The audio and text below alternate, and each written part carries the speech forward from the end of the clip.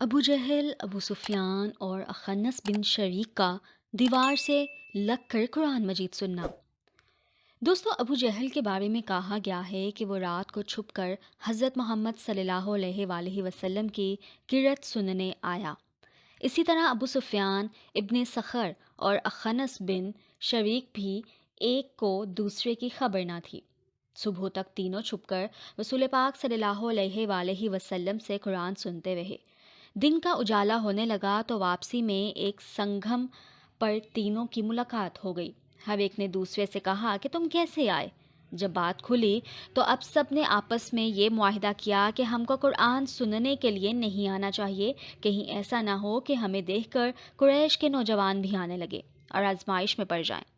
جب دوسری رات آئی تو ہر ایک نے یہی گمان کیا کہ وہ دونوں نہیں آئے ہوں گے، چلو قرآن سن لیں۔ غرض یہ کہ صبح کے قریب تینوں کا سنگم ہوا اور خلاف معاہدہ ہونے پر ایک دوسرے کو ملامت کرنے لگا اور دوبارہ معاہدہ کر لیا کہ اب کہنا جائیں گے۔ سبحان اللہ! قرآن اور وہ بھی رسول اللہ صلی اللہ علیہ وآلہ وسلم کی زبان مبارک سے، بھلا ان کو کب سونے دیتا تھا؟ اور جب تیسری رات آئی تو پھر تینوں حضرت محمد صلی اللہ علیہ وآلہ وسلم کی مجلس میں گئے۔ پھر صبح کے وقت معاہدہ کر لیا کہ آئندہ سے تو ہرگز نہیں آئیں گے۔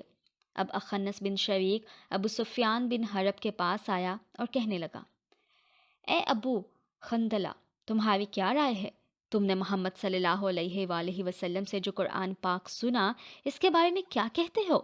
ابو سفیان کہنے لگا، اے ابو سابلہ، اللہ کی قسم میں نے جو باتیں سنی ہیں ان کو خوب پہچانتا ہوں اور اس کا جو مطلب ہے اس کو بھی جانتا ہوں، لیکن بعض ایسی باتیں سنی ہیں جن کا مقصد اور معنی نہ سمجھ سکا۔ تو اخنس نے کہا، اللہ کی قسم میری بھی یہی حالت ہے۔ پھر اخنس وہاں سے چل کر ابو جہل کے پاس آیا اور کہنے لگا، اے ابو الحکم، محمد صلی اللہ علیہ وآلہ وسلم سے جو کچھ سنا، تمہاری اس بارے میں کیا رائے ہے اور تم نے کیا سنا ہے؟